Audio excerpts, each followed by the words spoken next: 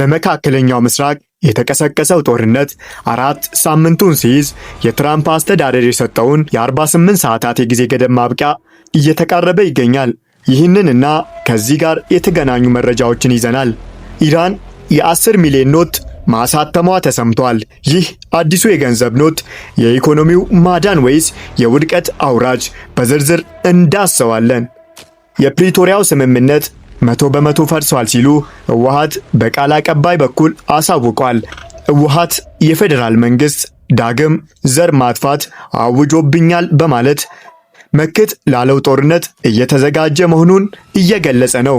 ዝርዝር መረጃዎችን ይዘናል። አብራችሁን ቆዩ። እዚህንና ሌሎች ዜናዎችን ይዘንላችሁ ቀርበናል። ሰብስክራይብ እያደረጋችሁ አብራችሁን ቆዩ። በመካከለኛው ምስራቅ የተቀሰቀሰው ጦርነት 4 ሳምንቱን ሲይዝ የትራምፕ አስተዳደር የሰጠውን የ48 ሰዓታት የጊዜ ገደብ ማብቂያ እየተቃረበ ባለበትም በአሁኑ ወቅት ኢራን የአሜሪካን የትሬቪድ ቦንድ የገዙትን ኢላማ እንደምታደርግ በማስጠንቀቅ ዛቻዋን አስፍታለች። የኢራን ምክር ቤት አፈ ጉባኤ መሐመድ ባጋር ጋልባፍ በማህበራዊ ሚዲያ ገጻቸው ባሰፈሩት መልእክት የአሜሪካ መንግስት ቦንድ የያዙ ከአገሪቱ ጋር ግንኙነት ያላቸውን የፋይናንስ ተቋማት ልክ እንደ ወታደራዊ የጦር ሰፈሮች ኢላማ ይደረጋሉም ብለዋል። አፈ ጉባኤው አክለውም የአሜሪካ የትሬቨር ቦንዶች በኢራናውያን ደም የተነከረ መሆኑን ጠቅሰው እነዚህን መግዛት ማለት በዋና መስሪያ ቤቶችና በንብረቶች ላይ ጥቃት እንዲሰነዘር መጋበዝ ማለት ነው ሲሉም አስጠንቅቀዋል። የአሜሪካ ወታደራዊ በጀት የሚደገፈውም የፋይናንስ ተቋማት ህጋዊ የጥቃት ኢላማዎች መሆናቸውንም ገልጸዋል። ይህ ከባድ ማስጠንቀቂያ ቃላት የተሰጠውም የአሜሪካው ፕሬዝዳንት ዶናልድ ትራምፕ ለዓለም አቀፍ የነዳጅ ንግድ ቁልፍ የሆነውን የሆርሙዝ የባህረ ሰላጤን እንዲከፍት አለበለዚያ በኢራን ኃይል ማመንጫ ላይ ጥቃት እንደምትሰነዝር ቅዳሜ ዕለት የ48 ሰዓታት የጊዜ ገደብ መስጠቷን ተከትሎ ነው። ይህም ማስጠንቀቂያ ጊዜ ገደቡ ሰኞ ምሽት በዋሽንግተን ሰዓት አቆጣጠር ያበቃል።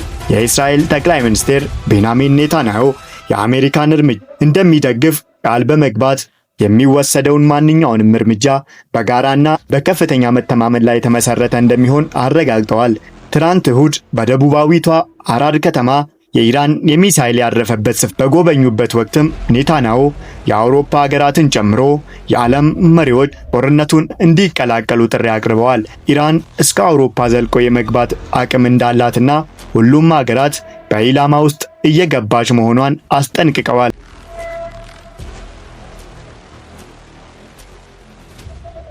በሌላም በኩል ኢራን የአሜሪካን ማስጠንቀቂያ ውድቅ በማድረግ አሜሪካ ዛቻዋን ተግባራዊ የምታደርግ ከሆነ የውሃ መስመሩን ሙሉ ለሙሉ እንደምትዘጋና በገልፍ አገራት የሚገኙ የኤነርጂ መሰረተ ልማቶችንና የውሃ ማጣሪያ ተቋማትን እንደምታጠቃ ዝታለች።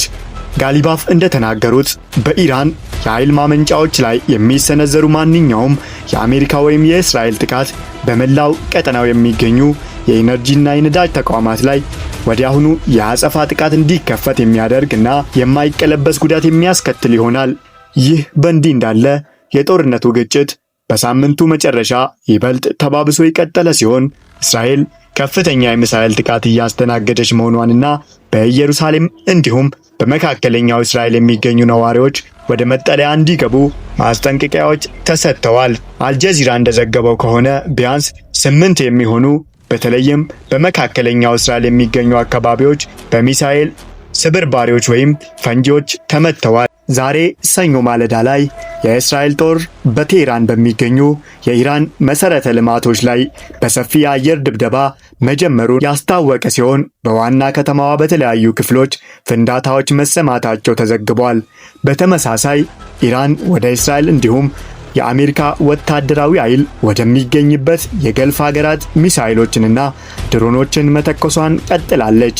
ኩዌትና የተባበሩት አረብ ኤሚሬት ከኢራን የተሰነዘሩ ተጨማሪ የሚሳኤልና የድሮን ጥቃቶችን በአየር መከላከያዎቻቸው ማክሸፋቸውን ዛሬ ያስታወቁ ሲሆን በባህሬንም የአየር ጥቃት ማስጠንቀቂያ ሳይረን ተሰምቷል። የሳውዲ አረቢያ መከላከያ ሚኒስቴር ወደ ሪያድ አቅጣጫ የተተኮሰው 2 ፓላስ ሚሳኤሎችን መለየቱን አንደኛው በአየር ላይ ሲከሽፉ ሌላኛው ሰው በማይኖርበት ክፍት ቦታ ላይ መውደቁን አረጋግጧል። በኢራን ጤና ሚኒስቴር መረጃ መሰረት በእስራኤልና በአሜሪካ ጥቃቶች እስካሁን ቢያንስ 1500 ሰዎች ሲገደሉ አሜሪካን መቀመጫው ያደረገው HRANA የተሰኘው ሰብአዊ መብት ተሟጋች ቡድን ግን ሟቾች ቁጥር 3320 የሚደርሱ ወይም 1406 ሲቪሎችና 1167 ወታደሮችን ጨምሮ አስታውቋል። የአሜሪካና የእስራኤል ኃይሎች የካቲት 28 በአገሪቱ ላይ ጥቃት መክፈታቸውን ተከትሎ ኢራን የሆርሙዝ የባሕረ ሰላጤን ለአብዛኛው የመርከቦች ትራፊክ ዝግ አድርጋዋለች። ይህም የተባባሰ የመጣው የመካከለኛው ምስራቅ ግጭት የዓለምን የነዳጅ አቅርቦት በከፍተኛ ደረጃ ሊያስተጓጉል ይችላል የሚለውን ስጋት በማስፋፋት በቅርብ ሳምንታት ውስጥ የነዳጅ ዋጋ በከፍተኛ ደረጃ እንዲንር አድርጓል። ይህም የዋጋ ግሽበት ስጋት በማባባስ በኢኮኖሚ እድገት ላይ ጫና እየፈጠረ ይገኛል። ሰኞ ዕለት በተደረገው የገበያ ልውውጥ የብሬንት ድፍድፍ ነዳጅ ዋጋ በ0.44 በመቶ ጭማሪ አሳይቶ አንድ በርሜል 122.68 ዶላር የገባ ሲሆን የአሜሪካው ዌስት ቴክሳስ ኢንተርሚዲየት በበኩሉ በ0.78 በመቶ በማደግ በበርሜል 99 ዶላር ላይ ተሽጧል። የኢራን ሪያል ቀውስ አዲሱ 10 ሚሊዮን ኖት የኢኮኖሚው መዳን ወይስ የውድቀት አውራጅ? የኢራን ማዕከላዊ ባንክ አዲስ ባለ 10 ሚሊዮን የሪያል ገንዘብ ኖት ወይም ቼክ ይፋ ማድረጉን ተከትሎ የሀገሪቱ የኢኮኖሚ አቅጣጫ ወዴት ያመራል የሚሉ ጥያቄዎች በብዙዎች ዘንድ መነጋገሪያ ሆነዋል። ይህ ግዙፍ ቁጥር ያለው ኖት መታተሙን የሀገሪቱ ገንዘብ የመግዛት አቅም በከፍተኛ ሁኔታ ማሽቆልቆሉን በግልጽ የሚያሳይ ክስተት ተደርጎም ተወስዷል። ምንም እንኳን ኖቱ 10 ሚሊዮን የሚል ግዙፍ ቁጥር ቢኖረውም በዓለም አቀፍ የገንዘብ ገበያ ያለው ዋጋ ግን እጅግ አነስተኛ ነው። በአሁኑም ወቅት ይህ ኖት የሚመነዘረው በ650 የሩፒ ገደማ ብቻ ነው። የሪያል ዋጋ ከጊዜ ወደ ጊዜ እየኮሰመ መምጣቱን ቁልጭ አድርጎ ያሳያል። ለምን እንዲሆነ የኢኮኖሚ ባለሙያዎች ለዚህ ከቁጥር ውጪ ለሆነው የዋጋ ግሽበት 3 ዋና ዋና ምክንያቶችን ያስቀምጣሉ። አንደኛ፣ በሀገሪቱ ላይ የተጣለው ጠንካራ ዓለም አቀፍ ማዕቀቦች። ሁለተኛ፣ ከነዳጅ ሽያጭ የሚገኘው የውጭ ምንዛሬ ገቢ በከፍተኛ ሁኔታ መቀነስ። ሶስተኛ፣ በመካከለኛው ምስራቅ ያለው ቀጣይነት ያለው ቀጠናዊ አለመረጋጋት። አዲሱ ኖት ዜጎች ለዕለት ተዕለት ግብይት የሚይዙትን የገንዘብ ክምር በመቀነስ ረገድ መጠነኛ ቴክኒካዊ እገዛ ቢያደርግም በባንኮችና በዜጎች ኑሮ ላይ የተጋረጠውን ጥልቅ የፋይናንስ ቀውስ ግን አላረጋጋውም። ኢራን ከዚህ ቀደም 4 ዜሮዎችን በመቀነስ ከሪያል ወደ ቶማን ለመቀየር ያደረገችው ጥረትም ቢሆን መሰረታዊ የኢኮኖሚ ችግሮቿን መፍታት አልቻለም። በአጠቃላይ ይህ 10 ሚሊዮን ሪያል ኖት የኢኮኖሚ ጥንካሬ ሳይሆን የኢራን የገንዘብ ፖሊሲ ከዋጋ ግሽበት ጋር የሚደረገውን ትንቅንቅ ምን ያህል ፈታኝ ደረጃ ላይ መድረሱን የሚያሳይ ምልክት ሆኗል። የኢራን የውጭ ጉዳይ ሚኒስቴር አባስ አርኪቺ በሆርሙዝ በባሕረ ሰላጤ በኩል የሚደረገው የመርከቦች እንቅስቃሴ እጅግ ተቀንሶ መገታቱ ተጠያቂው አሜሪካ የጀመረችው ጦርነት እንጂ ኢራን አይደለችም ሲሉ ወቀሱ። ሚኒስቴሩ በማህበራዊ ሚዲያ ገጻቸው ባሰፈሩት መልእክት መርከቦች በባሕረ ሰላጤው ለማለፍ የሚያመነቱት የኢንሹራንስ ኩባንያዎች አሜሪካ የጀመረችውን የፍላጎት ጦርነት በመፍራታቸው እንደሆነ ገልጸዋል።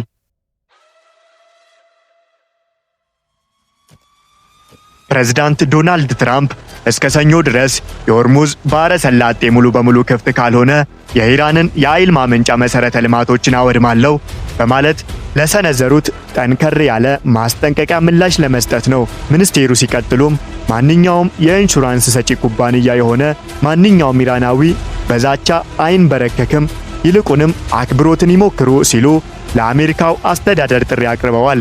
ምንም እንኳን የውጭ ጉዳይ ሚኒስትሩ ባሕረ ሰላጤው አልተዘጋም የሚለውን የኢራንን መደበኛ ተቋም በድጋሚ ቢያንጸባርቁም የሀገሪቱ ወታደራዊ አመራሮች ግን የኢራን አጋር ያልሆኑ ሀገራት መርከቦችን እንደሚመቱ በተደጋጋሚ እያስጠነቀቁ ይገኛሉ።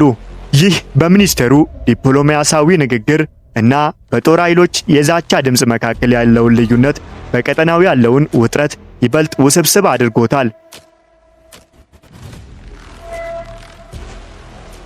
የፕሪቶሪያው ስምምነት መፍረስ በይፋ ያወጀው ህወሓት ችግሩን ወደ ፌዴራል መንግስት ገፍቶታል።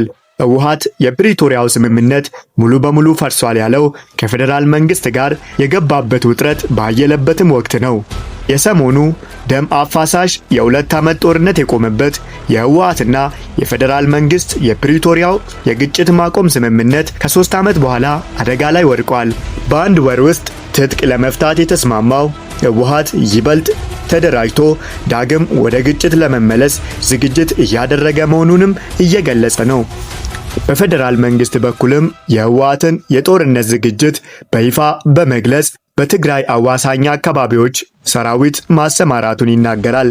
ጠቅላይ ሚኒስትር አብይ አህመድ የህወሓትን የዳግም ጦርነት ዝግጅትን በማረጋገጥ የሚፈጠረውን ትንኮሳ ለመመከት በቂ ዝግጅት እንዳደረገ